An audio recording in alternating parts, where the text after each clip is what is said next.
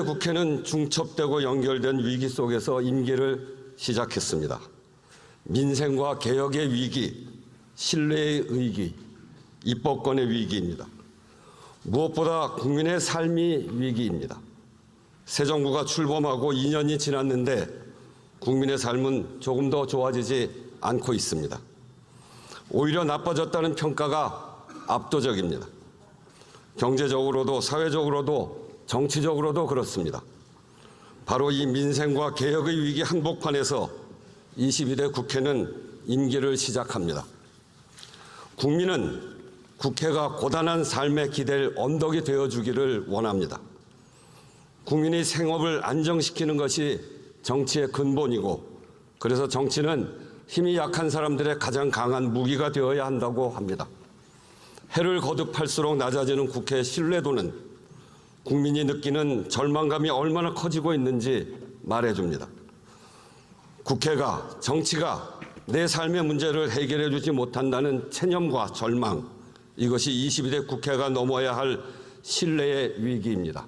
핵심입니다. 지난 21대 국회의 법안 폐기율은 64%에 육박합니다. 역대 어느 때보다 많은 법안이 접수됐지만 입법에 반영된 것은 35%에 그쳤습니다. 대부분 3분의 2 가까이는 심사 절차를 다 마치지도 못했습니다. 여기에 더해 국회 본회의를 통과한 법률안에 대해 대통령이 제2요구권을 행사하는 경우가 14건이 있었습니다. 민주화 이후 역대 정권을 통틀어 가장 많습니다. 앞선 35년 동안 행사된 제2요구권은 16건이었습니다. 입법은 국회의 권한이자 책임입니다. 22대 국회에서도 입법권이 제대로 쓰이지 못하면 신뢰의 위기는 더욱 깊어지고 민생과 개혁의 위기는 임계점을 넘을 것입니다. 존경하는 의원 여러분, 국회는 국민의 뜻을 실현하고 국민의 삶의 보탬이 되어야 합니다. 여기에는 이견이 있을 수 없습니다. 문제는 방법입니다. 의견이 다를 때, 대립이 격화될 때 어떻게 그 갈등을 관리하며 앞으로 나아갈 것인가, 세 가지를 제안합니다. 앞서 말씀드린 위기를 유능하고 슬기롭게 헤쳐나가자는 제안입니다. 저의 다짐이기도 합니다. 첫째, 의견이 달라도 합의된 기준은 따릅시다. 주장과 의견은 얼마든지 다를 수 있습니다. 의견의 수도, 의견을 표출하는 방법도 다양해졌습니다. 이제 민주주의는 의견의 다양성을 넘어서 의견이 다를 때 어떻게 할 것인가의 문제입니다. 최소한의 기준이 필요합니다. 우리에게는 이미 그 기준이 있습니다. 크게는 헌법이고 구체적으로는 국회법입니다. 헌법은 국민의 의사결정에 두 가지를 요구합니다. 하나는 국민 주권, 즉 입법, 행정, 사법을 통틀어 국가의 모든 결정은 국민의 의사에 반해서는 안 된다는 사실입니다. 또 하나는 국회의 권한은 여야 관계가 아니라 행정부와의 관계에서 나온다는 사실입니다. 입법권, 예산심의, 확정권, 조약의 체결, 비준, 동의권 등 헌법이 명시한 모든 국회의 권한은 국민 주권을 실현하기 위한 삼권 분립의 수단입니다. 헌법이 이렇게 국회 의사결정 방향을 가르친다면 국회법은 구체적인 절차와 규칙을 규정합니다. 헌법과 국회법은 확립된 사회적 합의이고 법적 규율입니다. 과정에서 갈등하고 대립하고 싸우더라도 기왕의 사회적 법적 합의에서는 벗어나지 않아야 합니다. 새로운 합의에 이르지 못하면 이미 정해진 기준을 따라야 합니다. 이것이 22대 국회가 이전과는 달라져야 할 첫 번째 모습입니다. 국회의장도 노력할 것입니다. 민주주의는 토론할 권리와 승복할 의무라고 합니다. 저는 국회의장으로서 의원 여러분의 충분한 대화와 토론을 지원할 것입니다. 소수 의견이라도 소외되지 않게 할 것입니다. 동시에 결정할 때 결정하고 이견이 있더라도 정해진 기준과 결론에는 승복하는 자세를 요청하겠습니다. 국회 의사결정은 물론 행정부와의 관계에서도 이 원칙을 분명하고 단호하게 지키겠습니다. 둘째, 의정활동의 현장성을 높입시다. 국회는 국민의 뜻을 실현하는 장이고 국정의 민의를 반영하는 통로입니다. 국민의 목소리를 잘 들으려면 현장에 밀착해야 합니다. 동네 골목과 시장, 우리 사회의 을들의 터전에서부터 세계와 경쟁하는 첨단 기술 현장까지 민심은 국민의 삶의 현장에 있습니다. 현장은 그때그때 달라지는 이벤트가 아닙니다. 정부가 듣는 민심과 국회가 듣는 민심이 그것이 다를 수 없습니다. 무엇이 국민의 뜻인가를 놓고 다툴 것이 아니라 국회의원 한 분 한 분이 더 적극적으로 민심 속으로 들어갑시다. 갈등의 해법도 국회가 할 일도 현장에 답이 있습니다. 어떤 형태든 300명 국회의원 한 분 한 분이 모두 정기적이고 상시적인 민심 청취 수단을 갖고 있다면 우리 국회도 크게 달라질 것이라 확신합니다. 국정의 민심을 전하는 파이프라인이 튼튼해지면 국정 운영도 분명히 달라질 것입니다.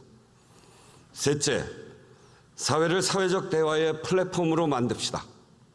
삶의 요구가 다양해지고 사회가 분화하면서 문제의 해법을 둘러싼 진단과 갈등의 양상도 복잡해지고 있습니다. 노동, 복지, 주거, 교육, 의료와 같은 일상의제부터 기후위기, 저출생, 지역 소멸과 같은 국가적 난제에 이르기까지 우리 사회가 시급히 해결해야 할 과제 대부분에는 다양한 이해관계와 가치가 얽혀 있습니다. 각자 진단하고 각자가 해법을 주장해서는 그것이 제자리 걸음에 머물 가능성이 큽니다. 사회적 논의와 합의가 필수적이고 절실합니다. 특정 부분 영역의 노력만으로 극복하기 어려운 문제일수록 사회적 대화를 지속시키고 신뢰를 구축해내는 역량이 필요합니다. 그 역할을 국회가 할 때입니다. 국회가 나서서 사회 각 부문이 참여하는 대화의 장을 만들고 정례화, 제도화해 나갑시다. 국회의원 개개인은 의정활동에서 현장성을 높이고 기관으로서의 국회는 사회적 대화의 플랫폼 역할을 한다면 22대 국회는 좀 더 구체적인 희망을 만들어갈 수 있을 것입니다. 국회를 대표해 대통령과 행정부에도 말씀드립니다. 정부는 국회의 입법권을 존중해야 합니다. 존중은 말이 아니라 행동입니다. 존중한다고 주장하는 것이 아니라 상대방이 존중받고 있다고 느끼는 것입니다. 국회가 의결한 법률이 헌법에 위반하거나 대통령의 헌법적 책무를 제약하는 등의 사유가 아니라면 제2요구권 행사는 신중해야 합니다. 특히 국민의 기본권을 해치는 제2요구권 행사는 상권 분립을 훼손하고 헌법을 이탈하는 것임을 분명히 밝혀둡니다. 법 취지를 훼손하고 우회하는 시행령도 안 됩니다. 특별히 여야 원내 지도부에 요청합니다. 국회법이 정한 시한을 지켜 원구성을 마쳐야 합니다. 남은 기간 밤샘을 하는 한이 있더라도 국회법이 정한 기한 6월 7일 그 자정까지 상임위 선임안을 제출해 주십시오. 필요하다면 국회의장도 함께 밤샘할 각오가 되어 있습니다.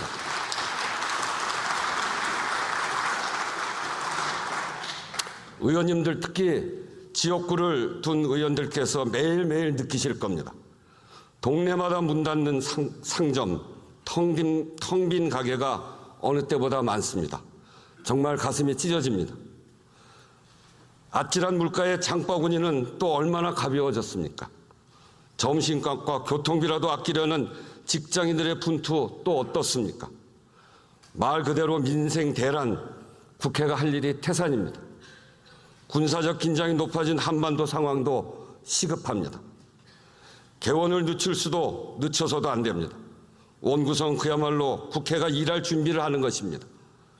준비를 이유로 정작 일할 시간을 까먹는다면 그 준비는 누구를 위한 것이고 무엇을 위해 하는 것입니까? 국민의 물음에 답할 길이 없습니다. 오늘 본회의가 끝나는 대로 교섭단체 대표와 회담하겠습니다. 개원은 국회의 의무이고 국민에 대한 도리입니다. 무슨 일이 있어도 국민에 대한 의무와 도리는 다한다는 결기가 필요합니다. 국민의 관점에서 용기와 결단을 요청합니다. 존경하는 국민 여러분, 의원 여러분, 국회의장은 국회를 대표합니다. 누구의 편도 아닌 국민의 편입니다. 국민의 삶의 현장에서 국민과 손잡는 국회, 제가 바라고 꿈꿔온 국회의 모습입니다. 국민의 삶에 도움이 되고 국민의 권리를 향상하는 일, 현장에서 배우고 현장에서 해법을 찾는 일, 제 개인적으로는 학생 시절부터 평생을 추구해온 삶의 방향이자 가치이기도 합니다. 제가 살아온 시간이 무거운 책임감이라는 사실을 잊지 않을 것입니다. 국민의 삶 가까이 있는 국회, 국민이 기댈 수 있는 국회를 만들기 위해 저는 매일 매순간 최선의 노력을 다할 것입니다. 좌도 우도 아닌 국민 속으로 가야 합니다. 국회 담장을 뛰어넘어 국민 속으로 가야 합니다. 동료 의원님들과 함께 국민 속에서 국민과 손잡는 국회를 만들기 위해 제 모든 것을 바치겠습니다. 감사합니다. 잠시 주목해 주시길 바랍니다. 구독자분들에게 특별한 선물을 준비했는데요. 제가 항상 여러분들께 강조드리는 말씀이 있습니다.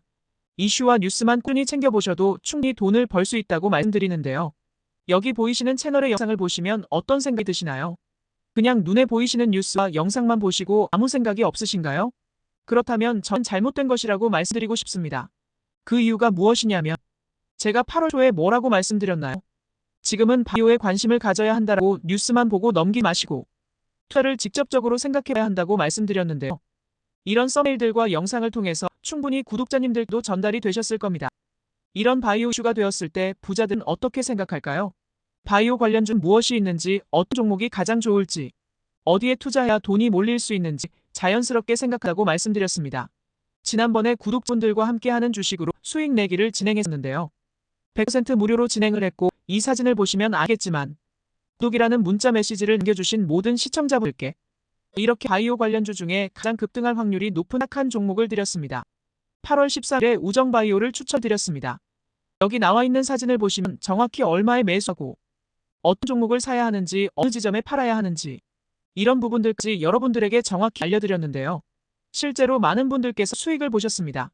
오른쪽을 보시면 알겠지만 8월 13일에 우정바이오를 소개해드리고 나서 실제로 며칠이 지나지 않고 이렇게 주가가 상한가가 되었습니다. 당시에도 굉장히 많은 분들이 제가 든 이 종목으로 수익을 냈습니다. 지난번과 똑같이 구독이라는 문자를 보내주시면 이번에 이슈가 되고 있는 주식 중에 앞으로 대장주의 구실을 하면서 주가 가장 크게 상승할 한 종목을 시청자분들에게 문자로 종목명과 사고자 하는 시점을 모두 알려드리겠습니다.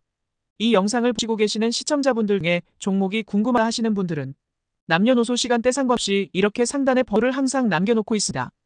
전화번호 010-8025-2352 똑같이 묘 급등 주식 문자를 보내드리겠습니다. 돈을 받는 것도 아니고 투자를 대신해드리는 것도 아니고 부담 없이 구독 문자 보내주시면 되십니다. 수익이 나신다면 구독과 좋아요 한 번씩 부탁드립니다.